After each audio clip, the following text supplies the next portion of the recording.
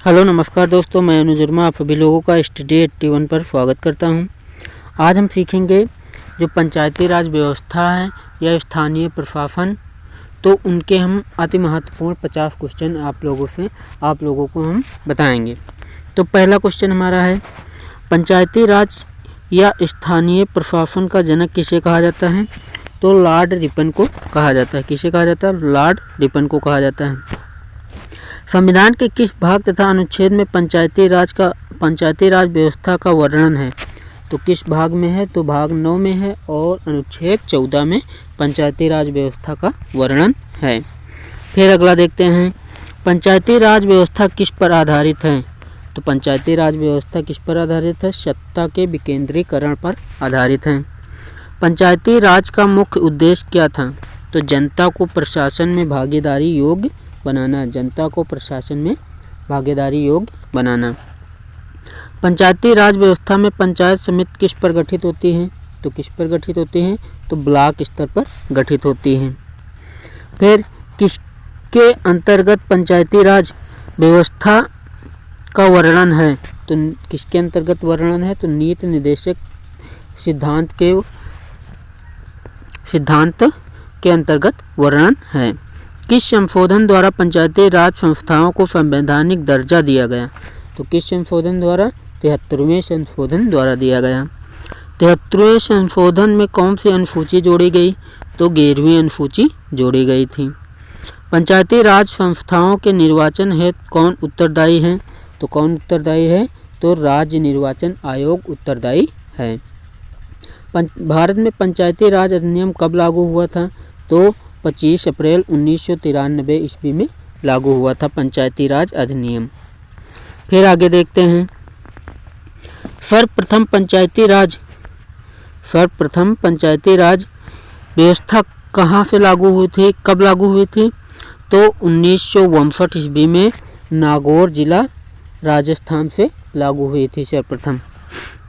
देश के सामाजिक व सांस्कृतिक उत्थान के लिए कौन सा कार्यक्रम चलाया गया? तो कौन सा सामुदायिक विकास कार्यक्रम चलाया गया? भारत में सामुदायिक विकास कार्यक्रम कब आरंभ हुआ था?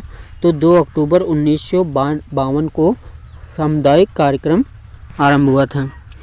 किसकी सिफारिश पर भारत में पंचायती राज व्यवस्था की स्थापना की गई थी?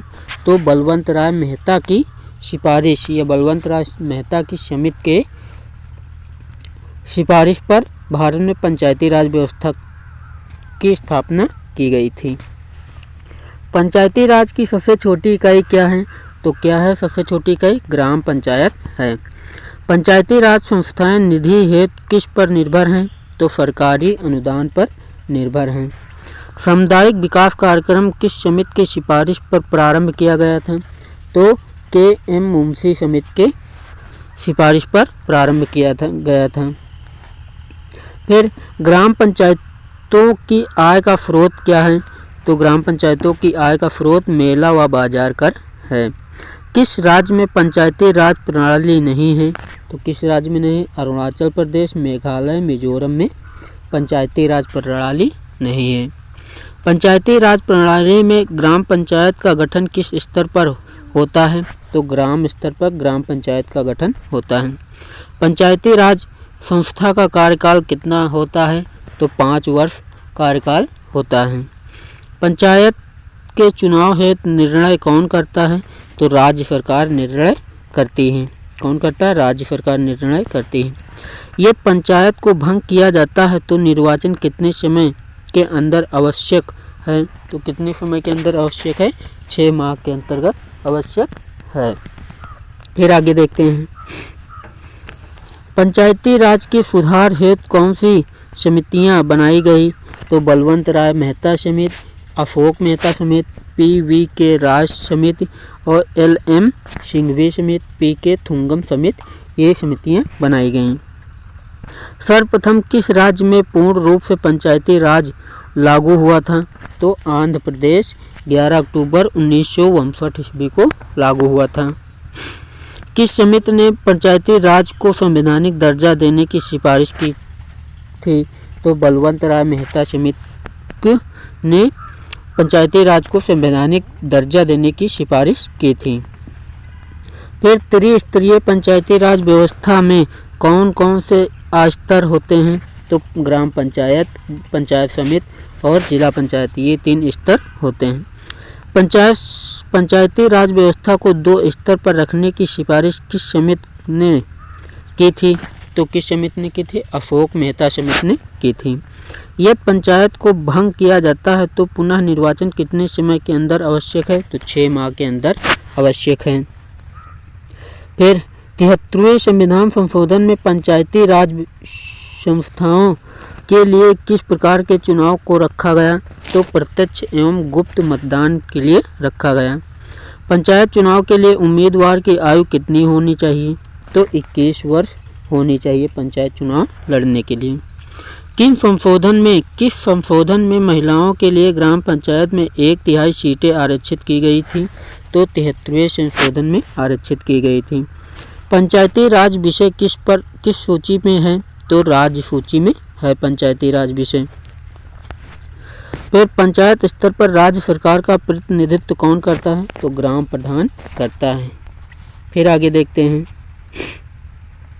पंचायती राज संस्थाओं के संगठन के 2 स्तर होने का सुझाव किसने दिया था? तो अशोक मेहता ने दिया था। पंचायती संस्थाएं अपनी निधि हेतु किस पर निर्भर हैं? तो सरकारी अनुदान पर निर्भर हैं।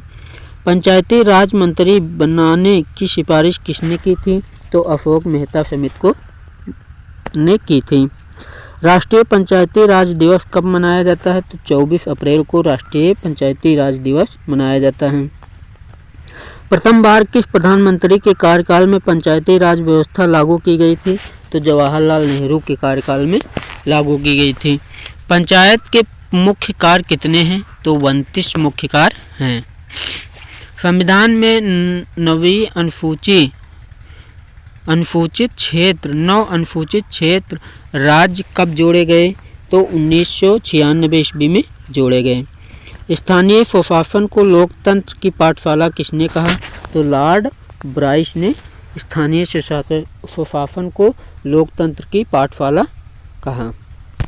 फिर अगला, किस समिति ने पंचायत को टैक्स लगाने का अधिकार की सिफारिश की थी? तो अशोक मेहता ने सिफारिश की थी। किसकी सरकार के रहते संविधान में पंचायती राज को स्थान मिला? तो नरसिंह राव की सरकार के रहते संविधान में पंचायती राज को स्थान मिला। पंचायती राज देश में कब लागू हुआ था? तो अप्रैल 1993 ईस्वी में लागू हुआ था। सामुदायिक विकास कार्यक्रम की असफलता का मुख्य कारण क्या है? अशिक्षा व सरकारी कर्मचारियों पर निर्भरता, ये असफलता का कारण है। अगर आप लोगों को ये वीडियो अच्छा लगा हो तो प्लीज़ इसको लाइक करें, सब्सक्राइब कर लें, बेल आइकन का बटन दबा दें ताकि जो भी मैं वीडियो छोड़ूँ नोटिफिकेशन के माध्यम से आसानी से आप तक पहुंच सके। जय Hind. Thank you so much.